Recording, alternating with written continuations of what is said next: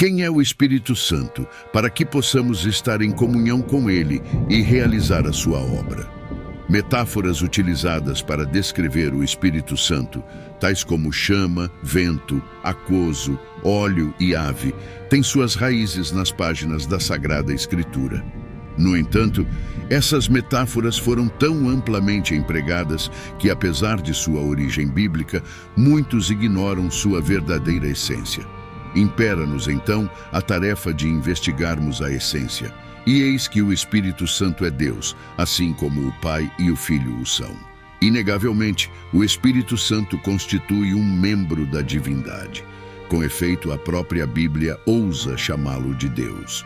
Uma das últimas ordenanças que Jesus confiou a seus discípulos antes de ascender aos céus soa com autoridade divina.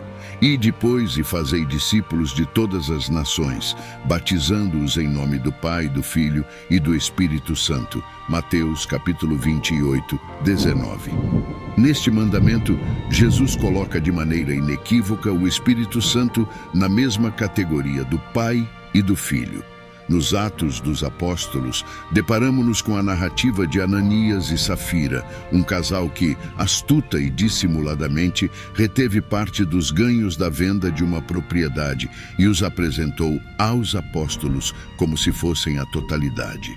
No entanto, o apóstolo Pedro, possuído pelo Espírito Santo, repreendeu Ananias, questionando: Ananias, por que encheu Satanás o teu coração, para que mentisses ao Espírito Santo e retivesses parte do preço da herdade?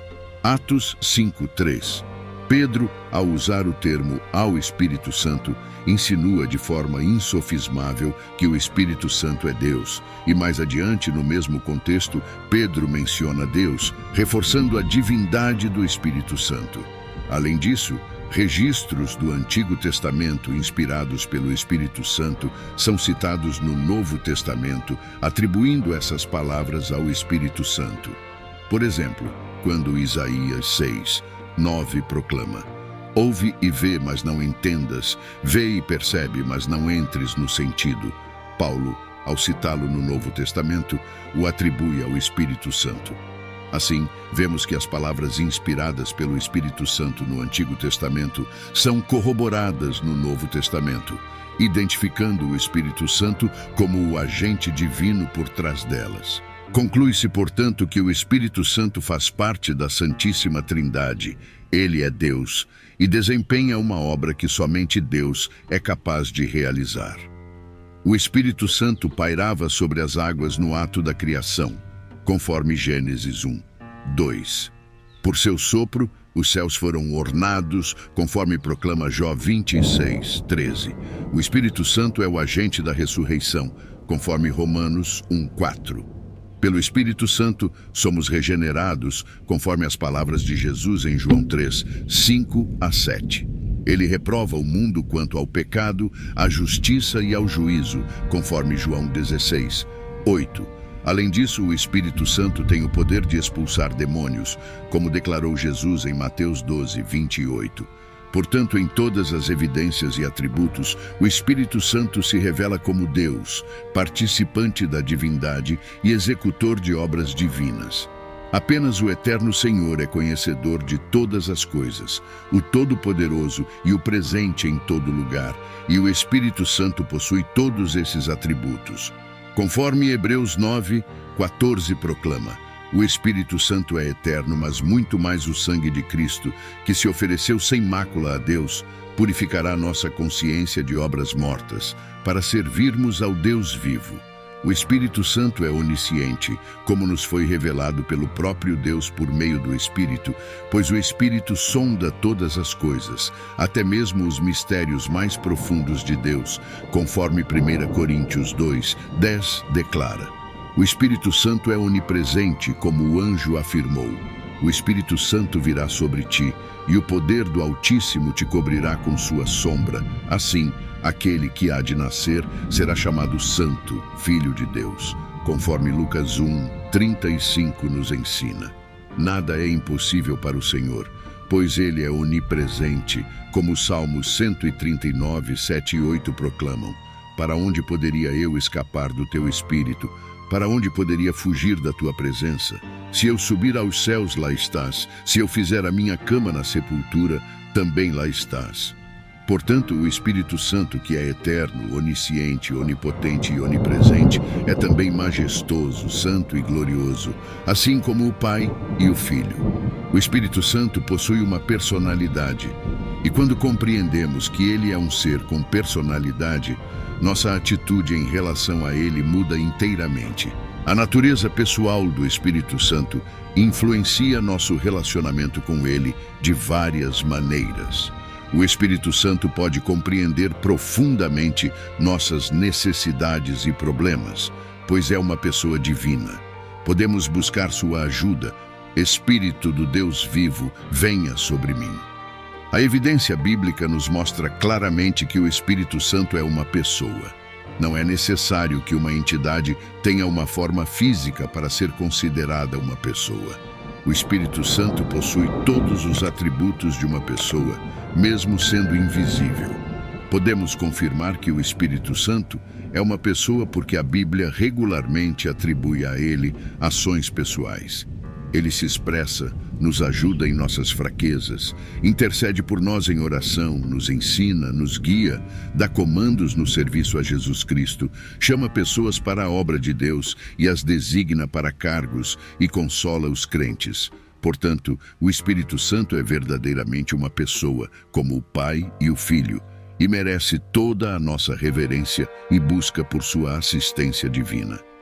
Na verdade, capítulos inteiros das Sagradas Escrituras foram escritos acerca das atividades do Espírito Santo, e esta lista que vos apresento aqui revela apenas alguns dos destaques. Características de personalidade são atribuídas ao Espírito Santo, pois para ser considerado uma pessoa, uma entidade deve possuir certos atributos.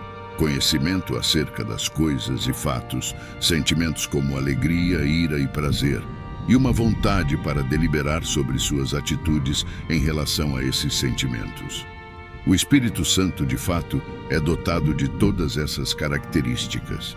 Primeiramente, é-lhe atribuído o dom do conhecimento, como demonstrado nestes versículos. Estas coisas, porém, Deus nos revelou pelo Espírito, pois o Espírito penetra todas as coisas, até mesmo as profundezas de Deus. Primeira carta aos Coríntios 2:10. Refleti sobre isso, meus irmãos, pois o Espírito Santo possui a capacidade intelectual para sondar as profundezas divinas e compreender o coração humano. Sim, o Espírito Santo é detentor de conhecimento. Em segundo lugar, o Espírito Santo é possuidor de emoções e sentimentos, como indicado nestes versículos. E a esperança não traz confusão, porque o amor de Deus está derramado em nossos corações pelo Espírito Santo que nos foi dado. Romanos 5:5. E ainda, e não entristeçam o Espírito Santo de Deus. Efésios 4:30. E lembrai-vos de que o próprio Espírito intercede por nós com gemidos inexprimíveis. Romanos 8:26. Estas passagens sagradas demonstram que o Espírito Santo é possuidor de uma diversidade de sentimentos.